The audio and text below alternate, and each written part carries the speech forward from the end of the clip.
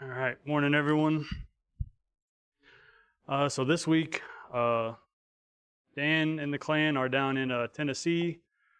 Mike and Cindy, of course, are in Texas visiting their newest grandchild. So unfortunately for all of us, we're stuck with me this morning. We will continue the lessons in Psalms. We'll be starting in Psalms 62, and we'll go through hopefully Psalm 66. This is my water, by the way. I squirreled it away this morning. Also, Jacob, we have a business meeting coming up, and we might be giving these guys too much vacation time. We might want to bring that up. All right, so we will be in Psalm 62 this morning. This is a psalm that is written by David, one of the many that we've been going through. I'll ask that if we could get somebody to read Psalm 62 and include the superscription above the psalm.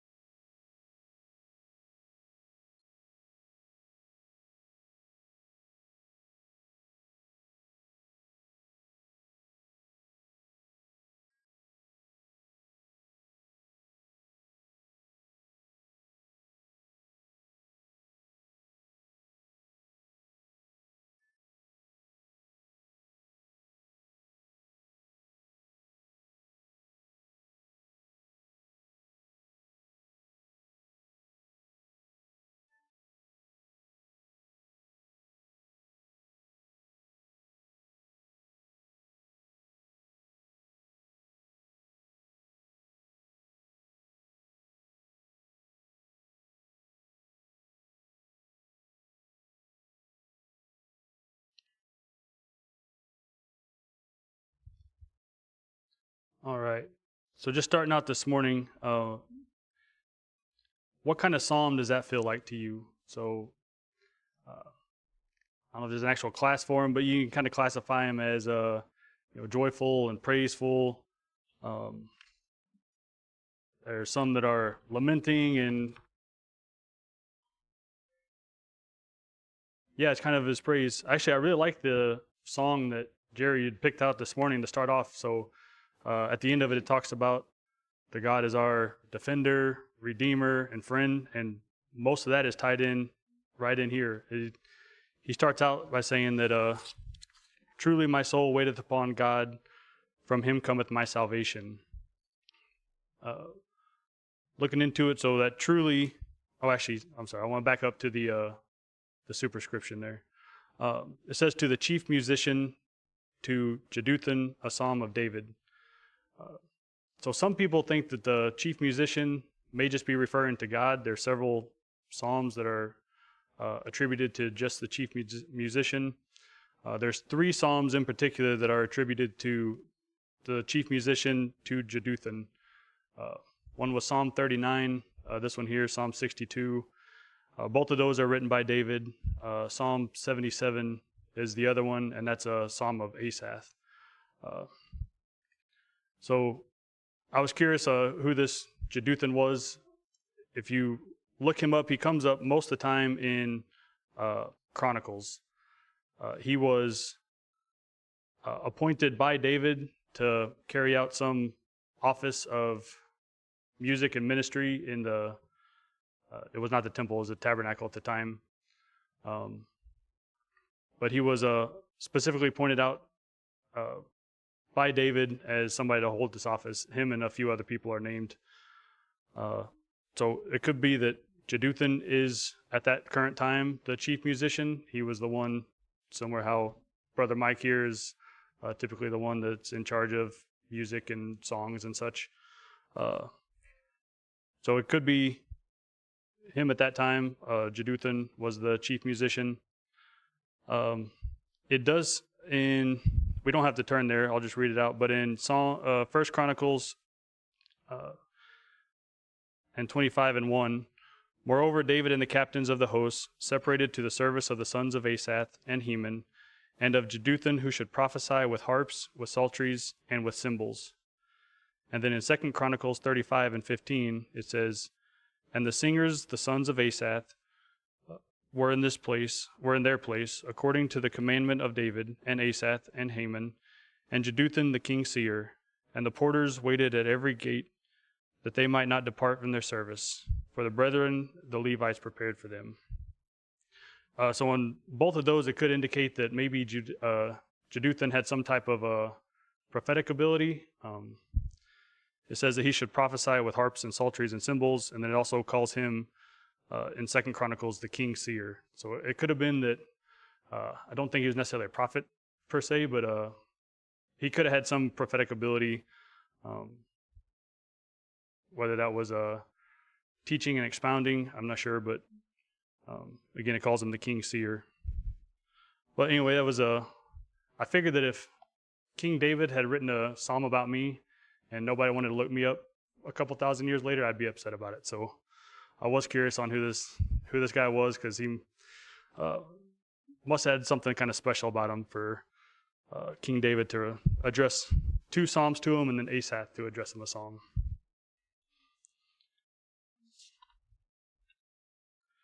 All right, so then getting into the psalm itself. So yeah, I would kind of reading through this one, it's a mix. So I asked kind of what kind of psalm this was, and it's kind of difficult. There's a lot of praise to it. There's also some lamenting, some struggles that David has that he's talking to God about. One thing that's kind of curious reading through this one, David never asked God for anything in this. A lot of times he's asking for vengeance on people who have afflicted him. He's asking for strength, and this one is just, it seems to be David talking to himself about some things that are going on in his life, and his just kind of affirming in Christ or in God as that's where the source of his strength. That's where all of his strength and defense will come from. If you read through it, yeah, there's some struggles that David is facing. I think he was kind of burdened when he was writing this. The person who wrote our commentary thinks that this is when Absalom was rebelling against David. It could also have been when Saul, he's being afflicted by Saul before he becomes king. There's nothing in here stating that he was king at this time. And most of the time when you read through Psalms and there's a part in David's life that he's struggling with, most people kind of put him in one of those 2 categories, where he's either being persecuted by Saul, or he's during the rebellion and family struggles that he had with Absalom. But he does start out as, truly my soul waiteth upon God. That word truly is only. It indicates alone, solely, only in God. Waiteth is silent, stillfulness, peace, and calm. So he's saying it's only in God is where his peace comes from, his strength and his defense. In verse number 2, He only is my rock, my salvation. He is my defense. I shall not be greatly moved. So he's talking about that no matter what goes on. I like the lesson that Dan had done last week, where it was also about the rock, and he gets his strength from the rock. But it was Dan had kind of attributed it to water, and the rock is the only still thing, and that's what you're clinging to in the seas are rough. And I like that. He is my rock. If he's my protection and the strength that we have, and in David's case, it's only comes from God. If anybody has any comments or questions, just jump into. We're just gonna keep rolling.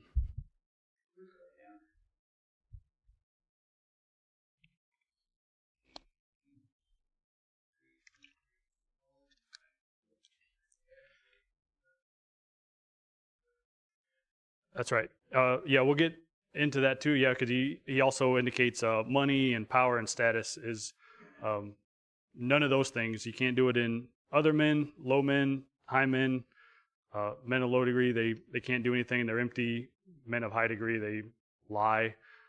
You can't trust in your own power in this earth, what power is given to you, and you can't trust in money when it increases. Yeah, it strictly has to come from God. If we continue on into verse 3, how long will ye imagine mischief against a man? Ye shall be slain, all of you, as a bowing wall shall ye be, and as a tottering fence. So here he kind of changes a little bit of what he's talking about. So the first part is him kind of reaffirming his own faith and trusting God. Here he has somebody in mind, whether that's Saul and his persecution through him, or if it's talking about Absalom and his rebellion. He has somebody in mind, but he's talking about them and how long will they continue to persecute him. Imagine mischief. And he knows that their time is limited, that just what they're doing now, he is attributing them to a wall that is not structurally sound, right? It's leaning over a fence that is kind of tottering. You just imagine it won't take anything just to knock it down. That's what he's attributing his, whomever's persecuting him at this time, he's attributing them to. It's just a matter of time, and they're going to fall. And again, a lot of that comes from his trust in God. Verse 4, they only consult to cast him down. His excellency, they delight in lies. They bless with their mouth, but they curse inwardly. Selah. So again, he's talking to his enemies and how they collude behind his back. There's an obviously conspiracy against him, which I think is why most people think that it's Absalom here. But there's no good in them, right? They're saying one thing with their mouth and they're believing something else inside. So they're being deceitful. And we know this Salah, we know that typically means to kind of wait and pause. Potentially there's something with a musical instruction there. Looking that up, it also comes up in, I think it's Habakkuk too, so that's not anything that you would sing in Habakkuk, but it is meant to kind of be a break and a pause and reflect on the things that were said. My soul waiteth upon God, for my expectation is from him. He only is my rock and my salvation. He is my defense. I shall not be moved. So here in verse 6, he virtually repeats what he had just said in verse 2, with one kind of noticeable difference. In verse 2, he says he will not be greatly moved. In verse 6, he shall not be moved. So it almost seems, if you're reading through it, that his faith is becoming stronger as he's penning these words down. That at the beginning, I'm not going to be moved very much, but I might be moved a little. Here he's saying he will not be moved at all. It's almost, again, an increase in his own trust in the Lord as he's writing these, as he's thinking about the persecution that's happening, as he's thinking about his enemies toppling over and eventually being defeated. His trust in God is only growing.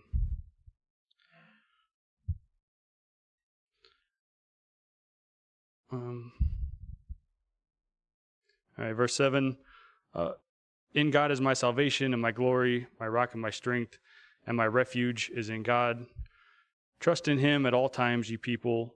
Pour out your heart before him. God is a refuge for us, Selah. So now he's trying to advocate for everybody to have as much faith and trust in God as he seems to have.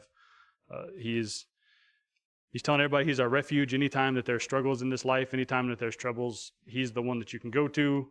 And David knows that. Again, it seems like his faith is increasing even as he writes, and now he's advocating for everyone else to come to that same trust and that same ability that he has to trust in God. Here in verse 9 is what we talked about a little bit ago. Surely men of low degree are vanity, and men of high degree are a lie. To be laid in the balance, they are altogether lighter than vanity. Trust not in oppression, and become not vain in robbery. If riches increased, set not your heart upon them. So at the beginning of it, he talks about all the strength that he has in God, even in times of persecution. Now he's going, and these are all things that most of us typically want to trust in. We want to trust in the ability of others. We want to trust in the ability of our own ability to overcome difficulties. We want to trust in blessings that we've had, financial blessings. But he is saying that don't trust in any of those. And it says as riches increased, don't trust in them. And David, of course, came from as a lowly shepherd, right? He was from a family that was not overly important, right? From Jesse's family. He was the youngest. He was out there with the sheep all day long. And at this time, if this is the Absalom's revolt against him, then he was king, most likely a billionaire in today's standards.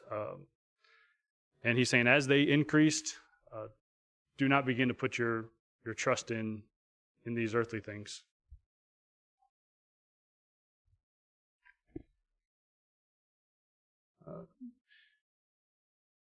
Also talking about men, like we talked about earlier, like there's men of low degree probably can't do anything. They are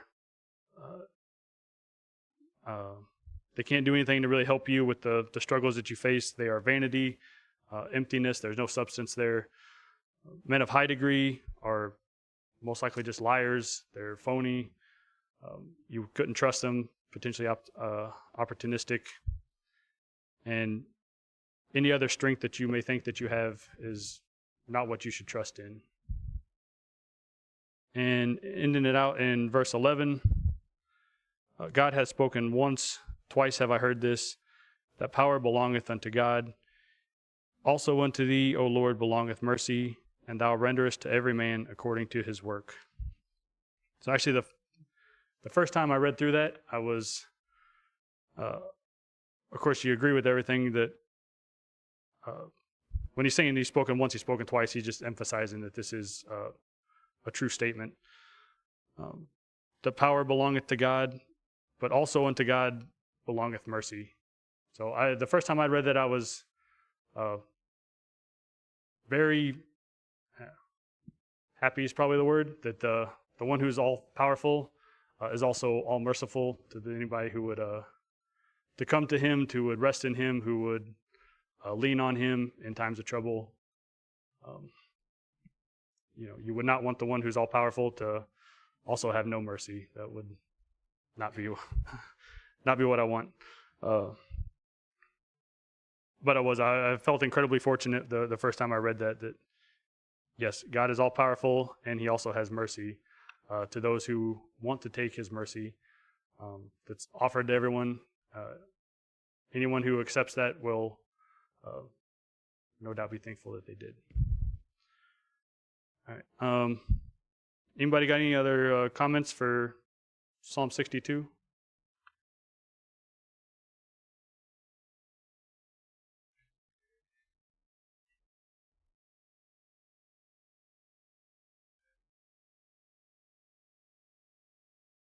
Yeah, and actually I put that in my notes that it's 2 Corinthians 5 and 10.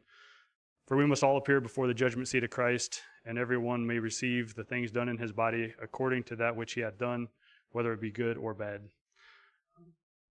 Yeah, I was going to skip over that, but I did put that in there. But yes, no matter what, we will stand before God. And you want that mercy to be upon you when it's that time. Any other comments for Psalm 62?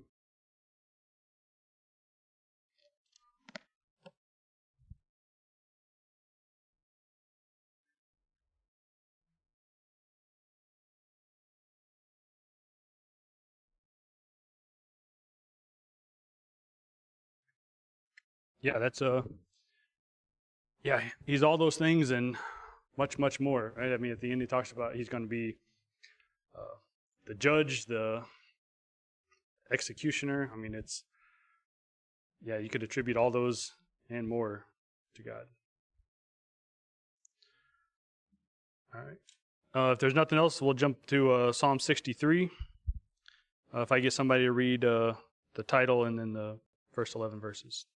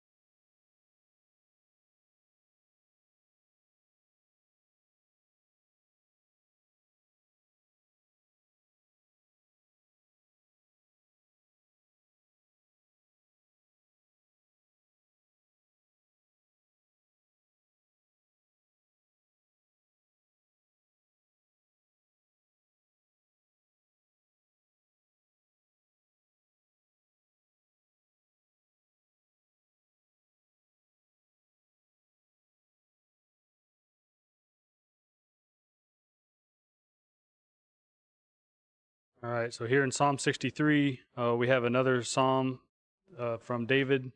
And this time it does tell us which portion in his life.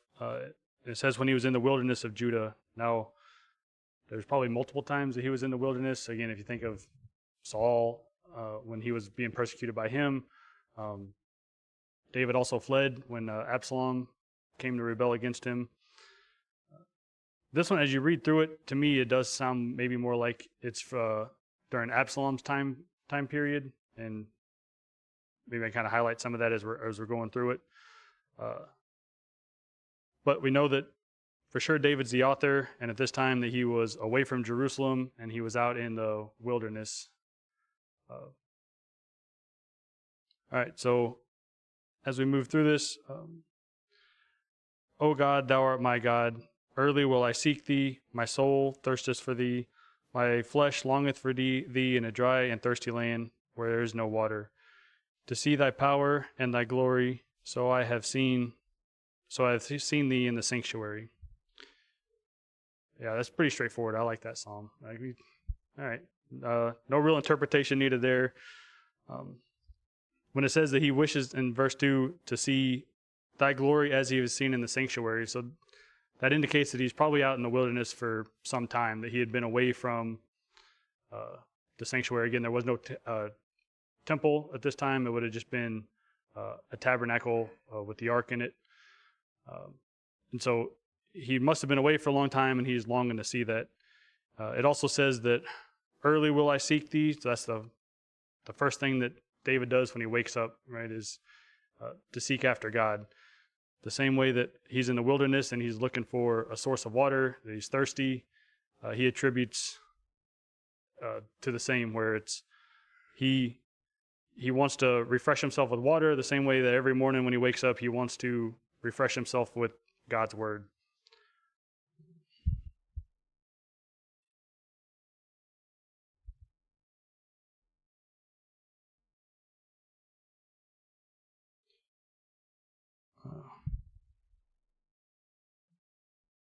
Well, I lost where I was in my notes here.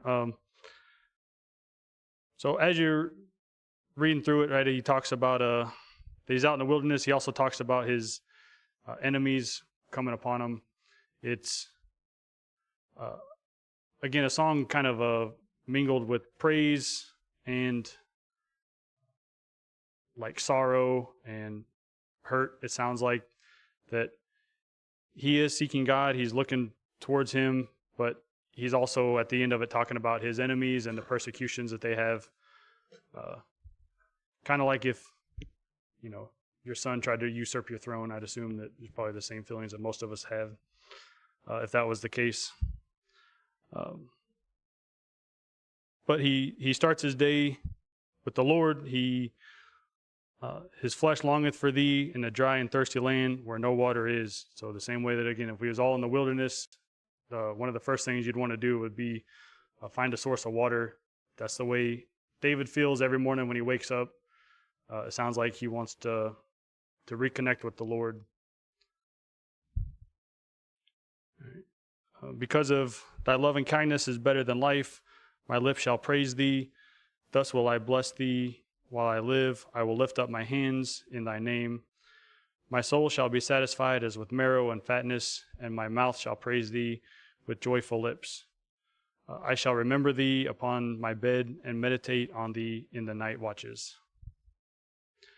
So he's saying not only does he start his day with God's word, but as he goes through the day, he is going to continually feed himself with the word.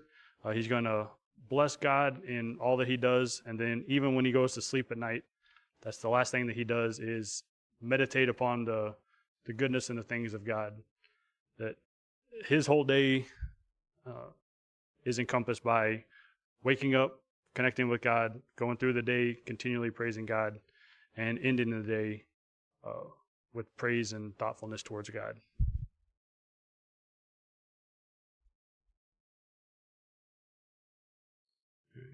And I did not mean to sum up that whole psalm already, so let me do a quick note search because we got some time to slow down.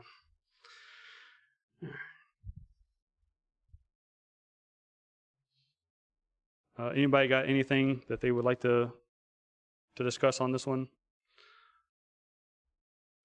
All right, so then continuing on here, verse 7, because thou hast been my help, therefore in the shadows of thy wings will I rejoice. My soul followeth hard after thee, thy right hand upholdeth me. So I like that one. He's talking about being in the shadow of the Lord's wings. So in order to be in the shadow of something, you have to be pretty close to it. To be in the shadow of the Lord's wings, to me, represents that he is right there. You say like he's glued to his side. He also talks about my soul followeth hard on thee, and thy right hand upholdeth me. So when my soul followeth hard, the way I read that is he's right on his heels. Like wherever God goes, David's right there on his heels. Again, he's in his shadow. He's so close that's how David wants to live every day of his life, is just right there as close to God as he can be. Again, it doesn't matter what time of the day it is, but that's his intent, is to be as near to God as he can. And tying it back to kind of Psalm 2, to be defended by something, you have to be pretty close to it.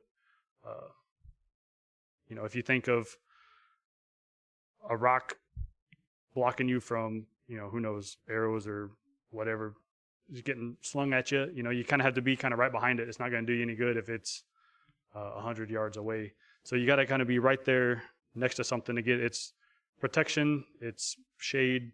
And to me, when I read my soul followeth hard, wherever God goes, David's right there. So it's not that David's the one moving and God's the one keeping up. It's wherever God goes, David's going to follow him. Verse 9, but those that seek my soul to destroy it shall go into the lower parts of the earth. They shall fall by the sword. They shall be a portion for foxes. But the king shall rejoice in God. Every one that sweareth by him shall glory in the mouth of them that speak lies shall be stopped. So here he's not addressing, but he's speaking about his enemies, and he's talking about those that seek them. Again, if you think of Psalm 62, that it's just a matter of time that they will be defeated. They shall fall by the sword. So when we think about how Saul died by the sword. It was sounds like his own sword that he fell on when he's out there, but it could also have been the commandment of others around him to kill him. Either way, it was his own choice.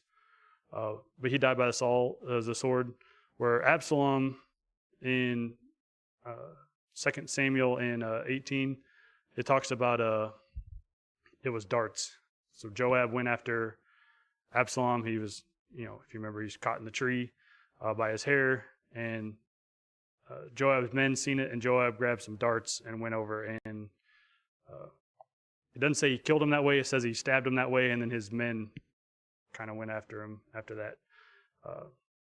So potentially Absalom could have died by a sword, but either way, it's addressing. Maybe it could also mean battle too, as in not a peaceful death. It's going to be of a battle, possibly not like a literary sword. And thy portion shall be for foxes, right? So if you think of as gruesome as may be after a battlefield, you got the scavengers and such that come out and kind of eat on the fallen. Then in verse 11, but the king shall rejoice in God. Everyone that sweareth by God shall glory in the mouth of them that speak lies shall be stopped. So at the end, the king, and that was one of the reasons that I think that it was potentially the rebellion of Absalom, is he talks about the king and he is the victor after the end of it. So the king will be victorious. So the Lord will fight the battles, but David and those who trust in the Lord will be the victors. Anybody got any comments for Psalm 63?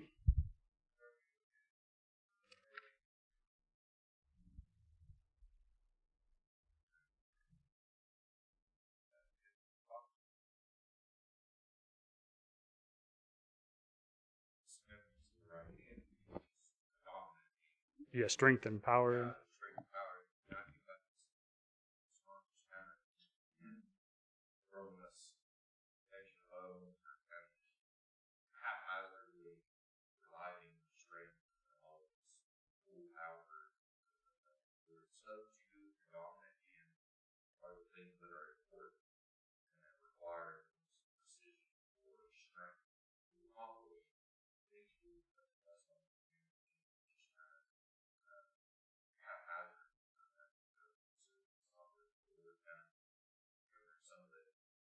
Really close to somebody wanting something from them, wanting their help, they kind of throw loans help.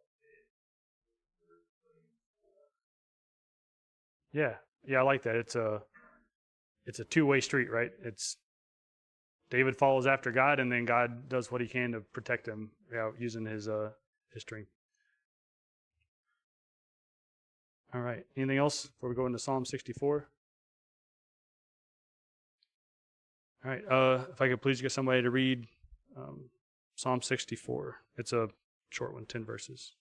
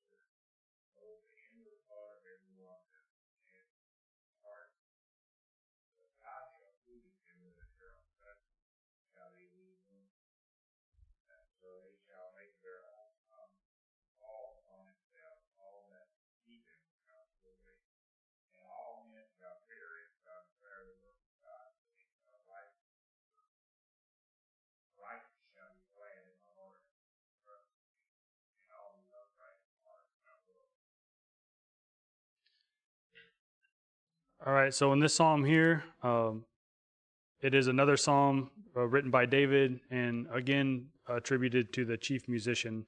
This one does not call out Jeduthun, so potentially again it could be attributed to just the Lord as the chief musician. It could be attributed to whoever holds that current office in the tabernacle worship, whether that's Jeduthun or someone else. But it's another psalm, probably meant to be read out as a congregation, which is why they would attribute it to a chief musician. But in this one here, the first time I'd read this one, of course, it's talking about David and some of the struggles that he has. I also think that he was king at this point. There's a few things in here. It just uses terms like secret counsel and insurrection and shoot at the perfect, and they lie snares privily. To me, that sounds like things that a coup or something against a king. It doesn't sound like just a shepherd who's being persecuted. I don't know if he would use that kind of language, but it sounds to me like David's the king at this point. And I also, as we go through this, you guys tell me if I'm way off, but it sounds to me like this is almost a messianic psalm, where the first half of it is, the first thing I thought of was Jesus is in his trial and those who were against him. And then the latter half of the psalm is the overcoming of that. But I'm perfectly happy to be wrong. So if there's something I'm off on, let's definitely let me know about it. So as we read through here, the first half of it, hear my voice, O God, in my prayer. Preserve my life from fear of the enemy. Hide me from the secret counsel of the wicked, from the insurrection of the workers of iniquity, who whet their tongues like a sword, and bend their bows and shoot their arrows, even bitter words, that they may shoot in secret at the perfect. Suddenly do they shoot at him and fear not. They encourage themselves in an evil manner. They commune of laying snares privily. They say, who shall see them? They search out iniquity. They accomplish a diligent search, both the inward thought of every one of them, and the heart is deep. So this is the persecution that he's facing. There's obviously an active conspiracy. There's multiple people who are seeking his downfall, David's downfall. It talks about they hide from him, and they're in secret counsel, and it's wickedness. It's they're workers of iniquity, and they're planning an insurrection.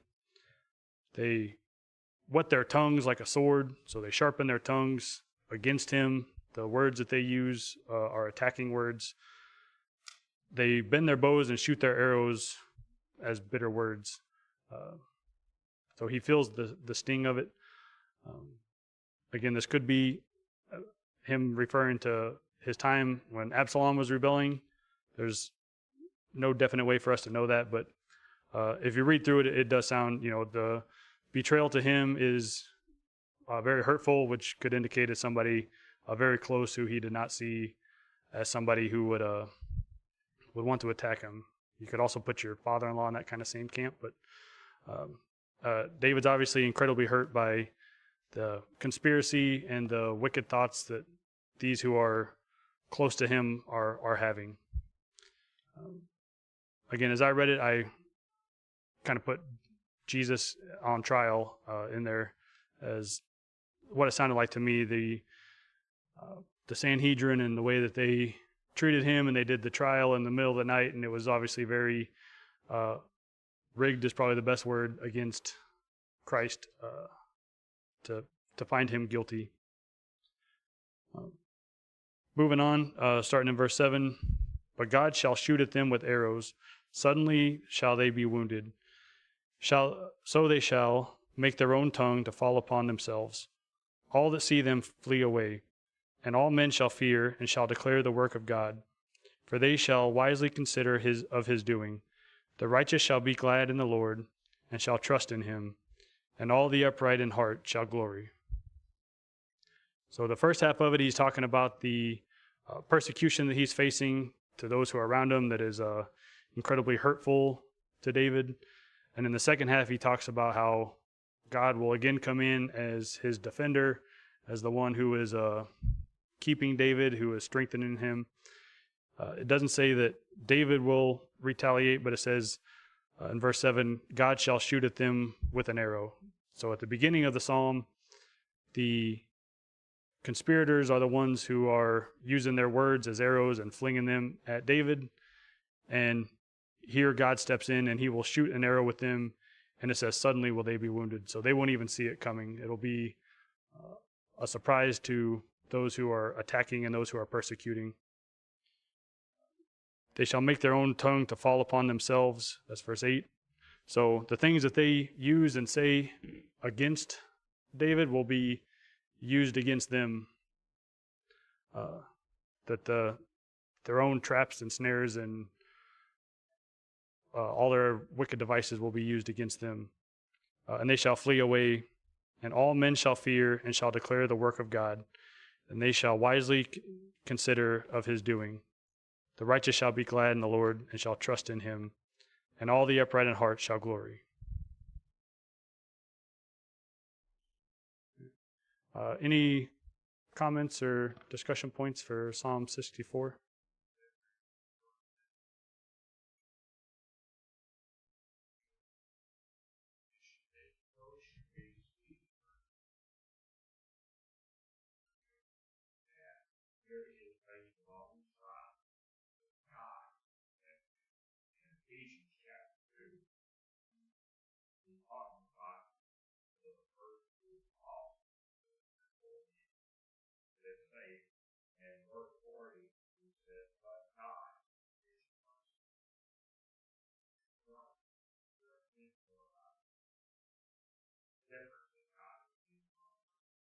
Oh, yeah, certainly.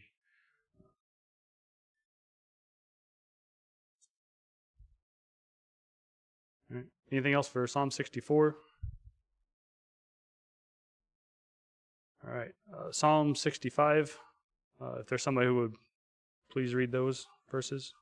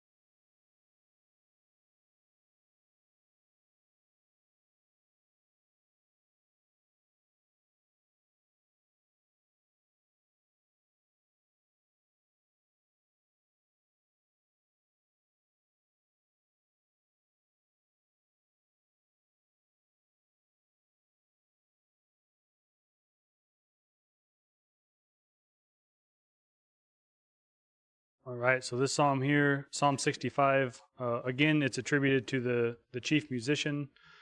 This one, though, says a psalm and song of David. So not only was this one meant to be read aloud congregationally, but it was most likely meant to be sung also, which could indicate that there was some music written for it. When you read through this, it seems like it's a a song with a praise of the harvest. It talks towards the end there about the rain coming that God brings and how it waters the earth and then the things that come from it. So, and the fact that this is meant to be sung as a congregation could indicate that it's around harvest time, and that the children of Israel were meant to sing their praises to God after a good harvest. Because it starts out saying that praise waiteth for thee, O God, in Zion, and unto thee shall the vow be performed. So, and I like that it's, hey, we're all waiting.